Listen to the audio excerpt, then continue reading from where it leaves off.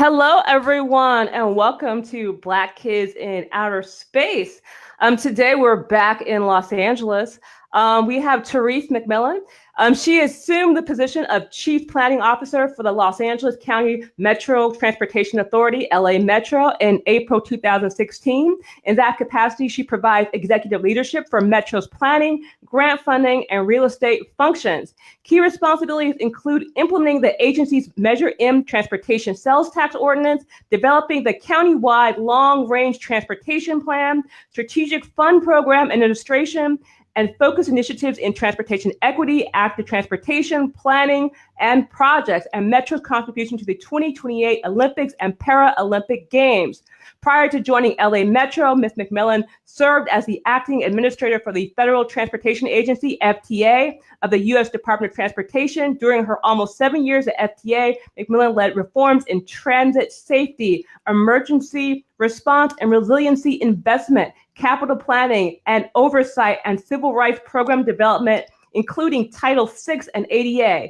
Before her career at FTA, Mcmillan was Deputy Executive Director of Policy and Metropolitan Transportation Commission, the regional planning and funding agency for the 9-county San Francisco Bay Area.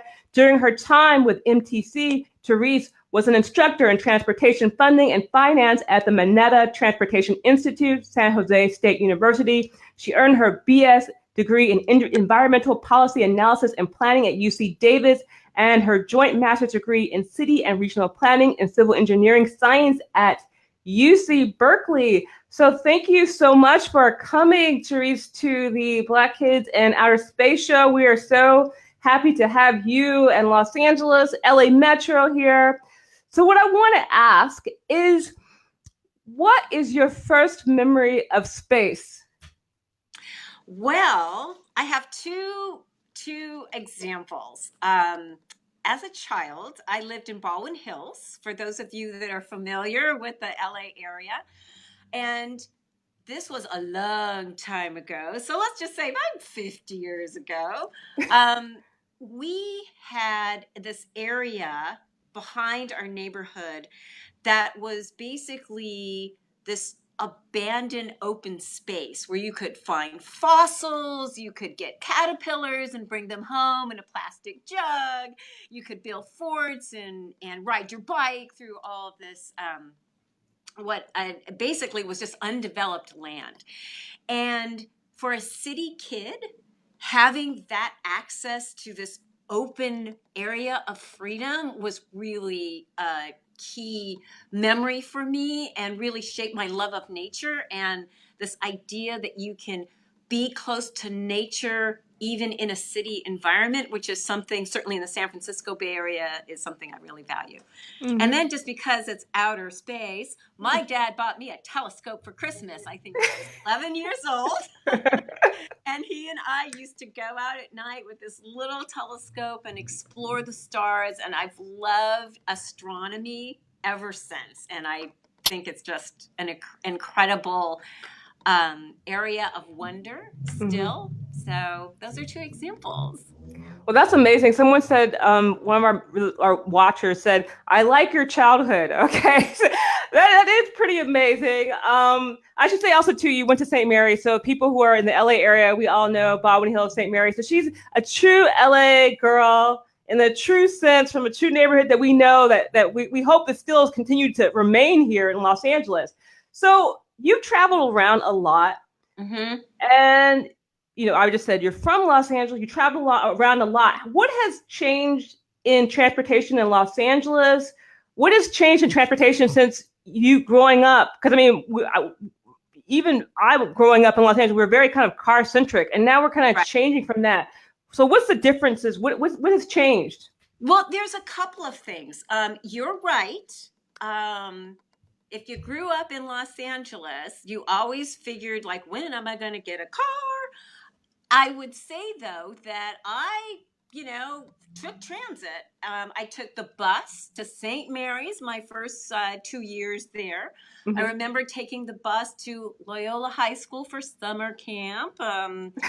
And And actually, when I went to UCLA for a couple of years, I took what was then like the first express bus from the Fox Hills Mall, for those of you who remember that, on the San Diego freeway. So transportation had always been an interest of mine because if you grow up in Los Angeles, I'll tell you, here's something really interesting when I went around. We're the only city, that when you say, how far away do you live? People put it in minutes, not miles. How far, Exactly. right? Like, how far do you live from I live 20 minutes from the airport. So we grew up with this sense of time spent moving around.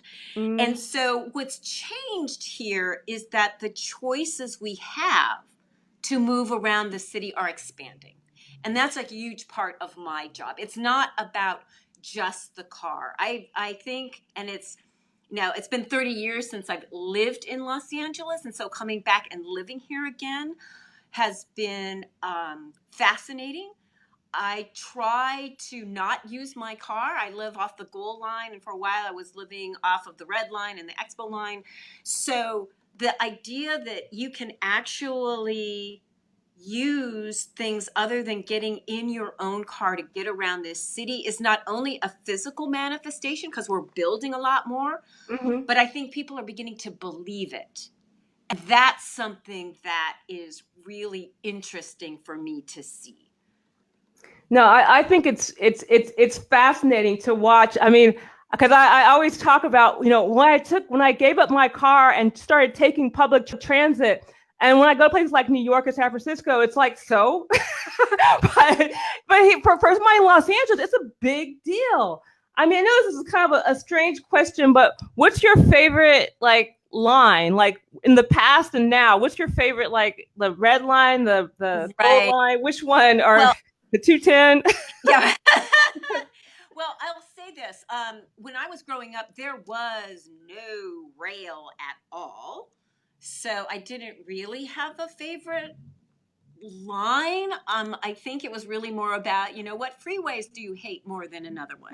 Yeah. Um, Although I have to just quick sidebar because it's funny. My husband's from the San Francisco Bay Area. Mm-hmm. And so when he came out, when I got the job here at Metro, was living with me, it just took him a while to get it Mm-hmm. about LA's soul crushing congestion. So he would look at something on a map and go, hey, let's just like nip over to, Trader Joe's over here. And I went, oh no, that's like 45 minutes. He goes, no, it's really close. And I went, it's Friday at 7 p.m. Yeah. That's not close. So the idea again of your sort of favorite or non-favorite lines is sort of an interesting question. I would say now though Expo Line, because Expo Line goes along a quarter of my childhood. Like Mm-hmm. Exposition Boulevard was my way of getting to downtown without getting on the Santa Monica freeway.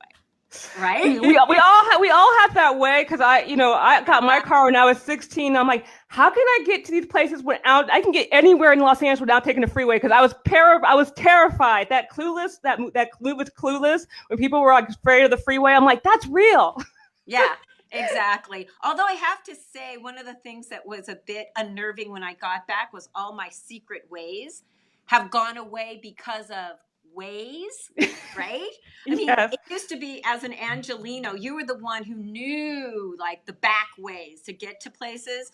And now people pull it up on an application. So I'm trying to get my head around Yeah. that. I think about Washington Boulevard. I'm like, Washington Boulevard, you can go all the way to the east side on Washington Boulevard. Exactly. So yeah, that's pretty. It's a pretty interesting thing. So the thing is that you're the chief planner at Metro, which is a transportation agency. What does urban planning have to do with transportation? It has everything to do with it. It always has, but I think we haven't always embraced it as a central part. Transportation is an integral part of a community. Mm-hmm.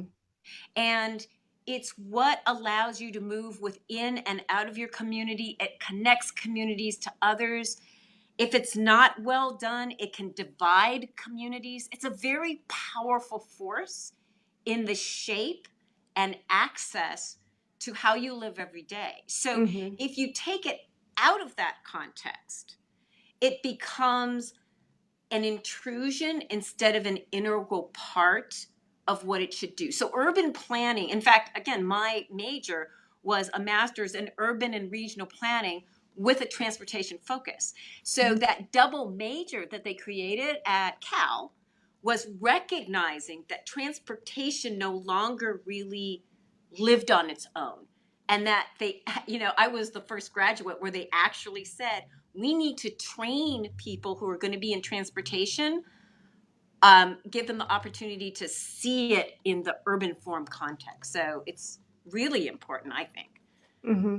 No, I mean, because you don't think of it as it's kind of good that they figured that out, because this people working in silos, it's very challenging to actually create a really like robust system.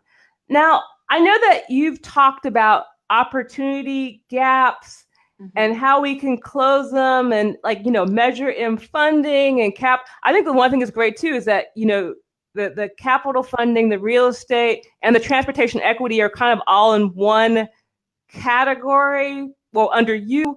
So that really gives you the power to actually make a difference. So, I mean, can you just talk a little bit about that, opportunity gaps and all that? Right. A few months ago, I took to my board an equity platform for LA Mm-hmm. Metro. And the reason we pulled it together was, again, this growing realization that while transportation has this enormous capacity to link people to opportunity, we know there are vast disparities in this county on how that access really works. If you're poor, if you're a person of color, often if you're a woman, if you're older, there can be huge differences in how easily you can get to a job, healthcare, education, how safe you may be in a particular neighborhood. All of that comes to play based on a whole number of factors. Mm-hmm. Transportation isn't necessarily always the cause, but sometimes it can be the center of how something has happened. So again, worst example is when we used to build freeways that literally split neighborhoods apart when they went in. Mm-hmm. And now what we hope to see now is how can transportation help close those gaps? What can they do, for example, to make getting to a job easier if you don't have a car? So we're beginning to really think about viewing every line of metro business through this equity lens of, if there are disparities in accessing opportunity, in a person or a neighborhood's ability to seize what's good in life, is there a way that we can make it better? And certainly, if we're doing projects, programs, services, new infrastructure, we need to be very mindful at the front end that we don't make anything worse, at a bare minimum, that we're not making access to opportunity harder for people. The goal, of course, is to make it better. Mm-hmm, mm-hmm.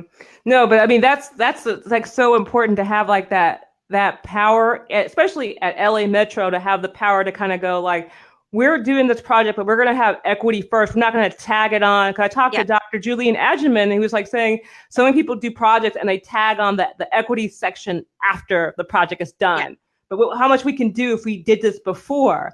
Now I'm just going to jump to, because we have our we have my grandmother, she wants to know about your experience working with the Obama administration, and the Federal Transit Administration, and in helping to implement the FAST Act. How was that experience like working with the federal the federal government and making transportation equity from that perspective?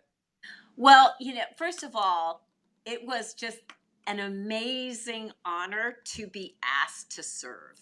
Mm-hmm. Um, there's a whole session about how that happens.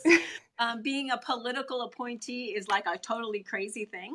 Mm-hmm. But I was asked, to serve as the federal transit deputy administrator, and then I became acting administrator over the time I was there.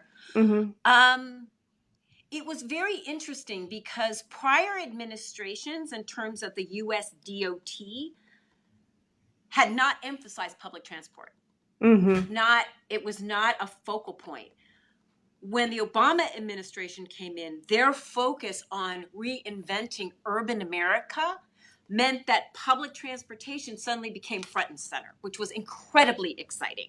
But at the Mm-hmm. same time, I was working with an agency that for a long time it kind of kept under the radar, kind of doing its thing. And then suddenly we're looking at new safety regulations. We're looking at streamlining the ability to deliver big projects in rural America, tribal land, as well as the big cities.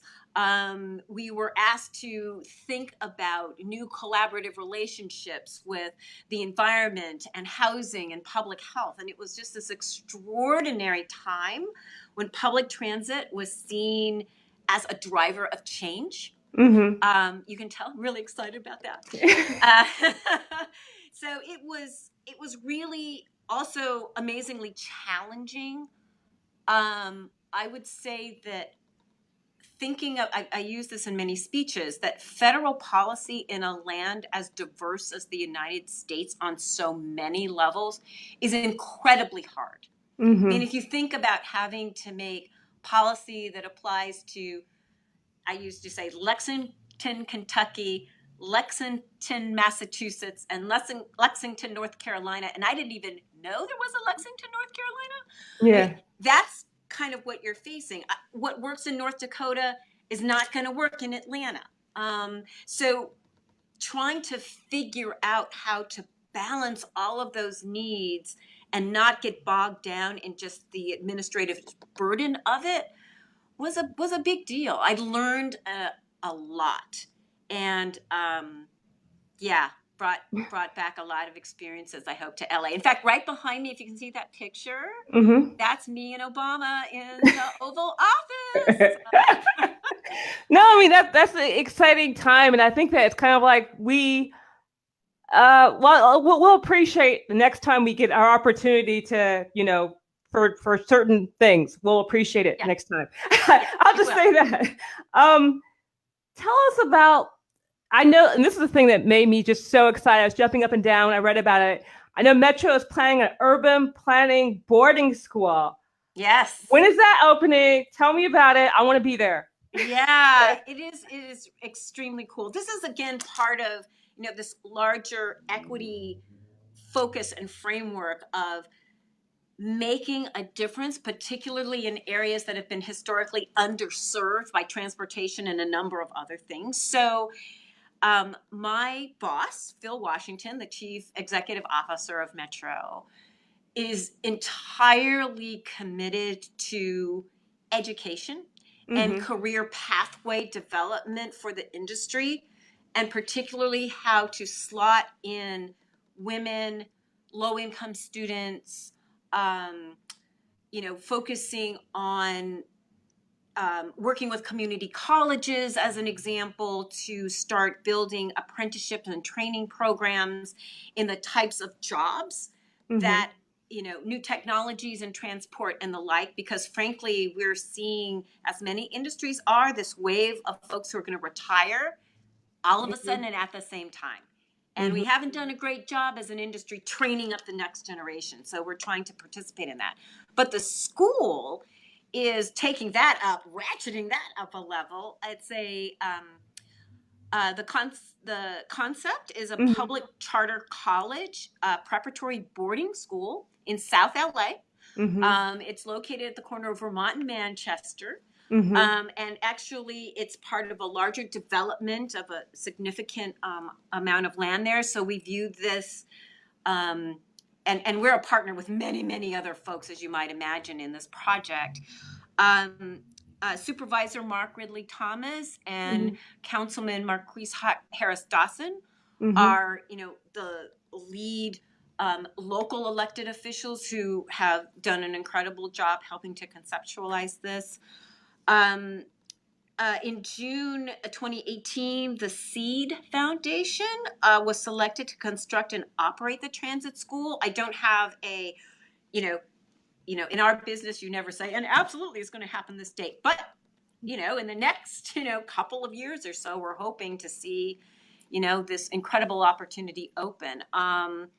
Again, the curriculum would be focused on STEM, science, technology, engineering, math, the subject matter that underlies a lot of the transportation profession, whether it's engineering or design and the like.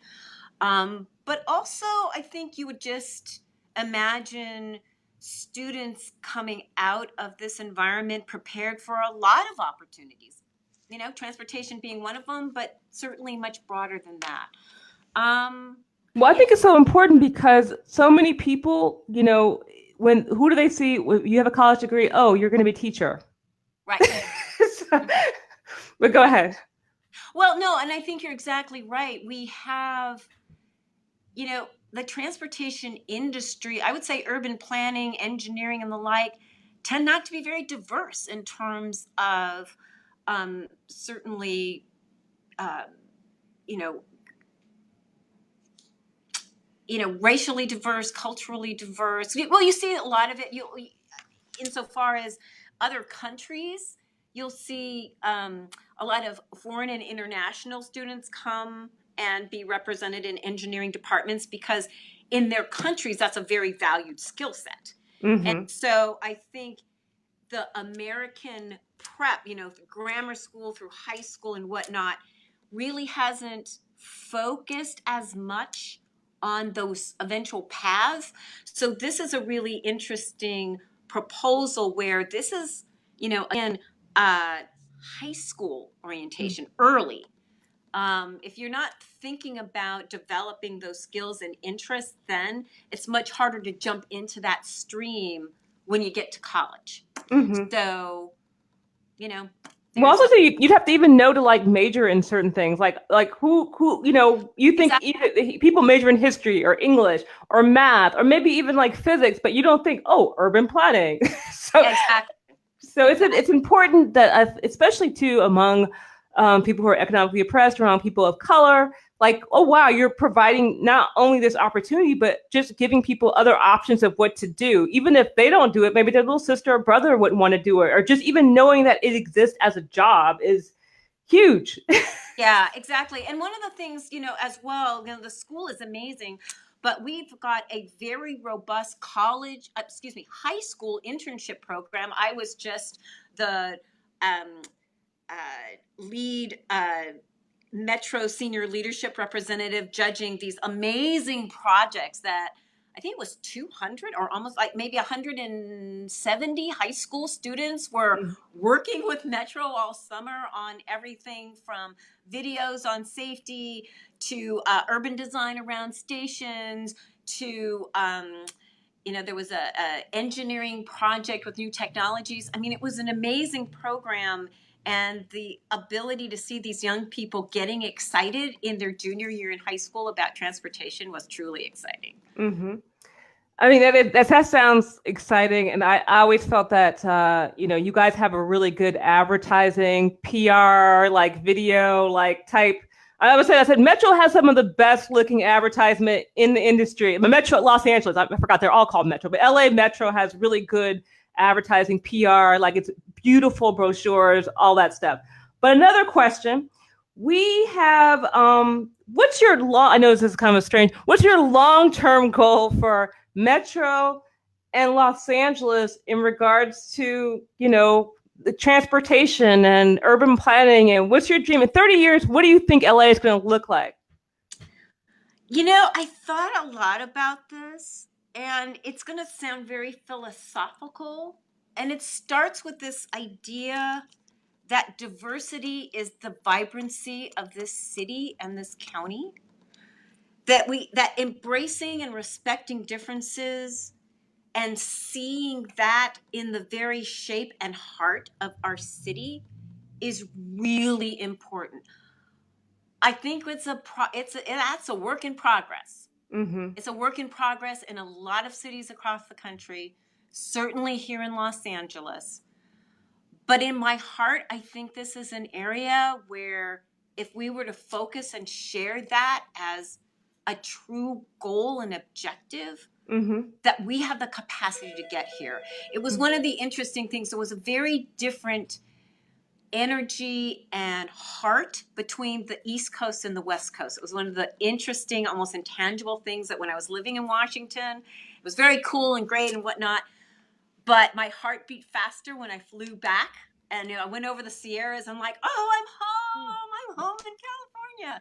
And there is this sense of promise, even though sometimes getting that dream is hard, Mm-hmm. it's still there. So, that's my foundation for what I would want to see, is that we keep trying to realize our potential as a center for diverse vibrancy. And then secondly, because I just think it's just core, is this idea of a healthy LA, economically healthy.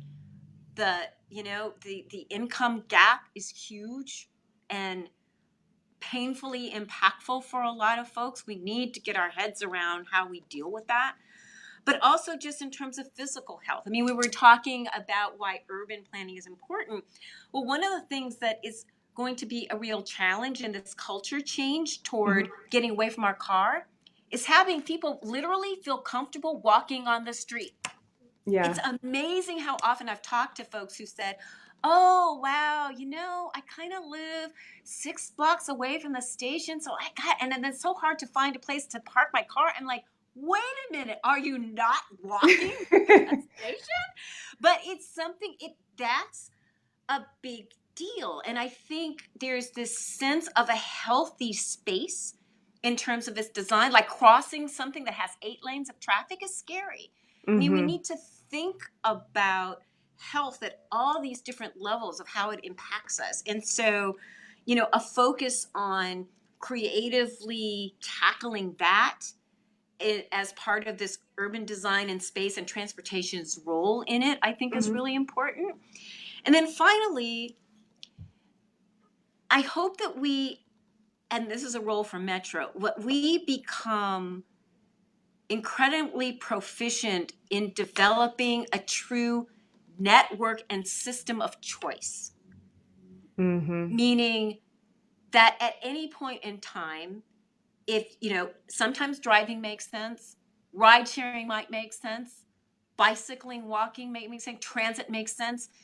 I think we've so often gotten into this either or, like car is bad, public transit good. And that's just not working anymore. I think we're realizing that transportation is about mobility and making that mobility easy, convenient, safe, responsive to what you need to basically live in your space, right? And so Metro embraces that. Our strategic plan actually takes that as one of our core things. But again, it's going to take time to get there. But I'm hoping in 30 years, that's what we can show, that we did a much, much better job with that. I mean, that's a wonderful vision, and I have faith that it can happen. Because why not? Why couldn't it happen? Just one more final question: what can the community in Los Angeles do to empower themselves in regards to transportation? Should they go to planning meetings? Should they go to Metro board meetings? Should they call customer service? What would be like the best thing they should do? And your final thoughts? Yeah. First of all, be interested. And I say that only because I think transportation often is something that's taken for granted, like, oh, it's just always going to be there, right? I think having people really think through, because you're only going to be committed and engaged if you can define for yourself why it's important. And I think that's a real important place to start, because then you can decide if it's important to you or your family or however your personal starting place is. Then you can decide how to be engaged where you can and want to make a difference. And then once you decide that, then the venues fall into place. You might become part of an advisory council.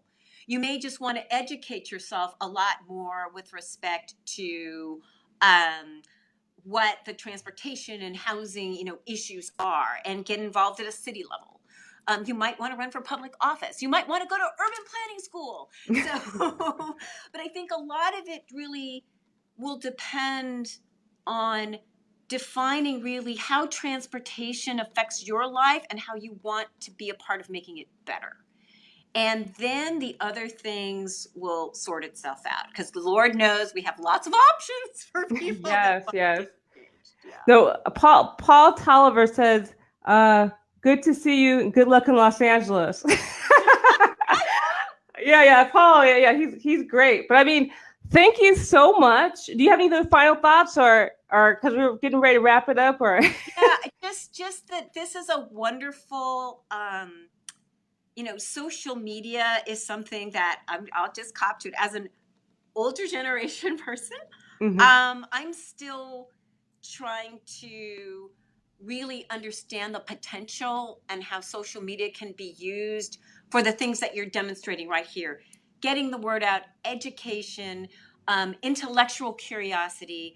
I just want to say thank you to you, Lark, for showing how it can be done in such a fantastic way, and looking forward to seeing how my thoughts might be carried forward and make someone sign up for urban planning in the future.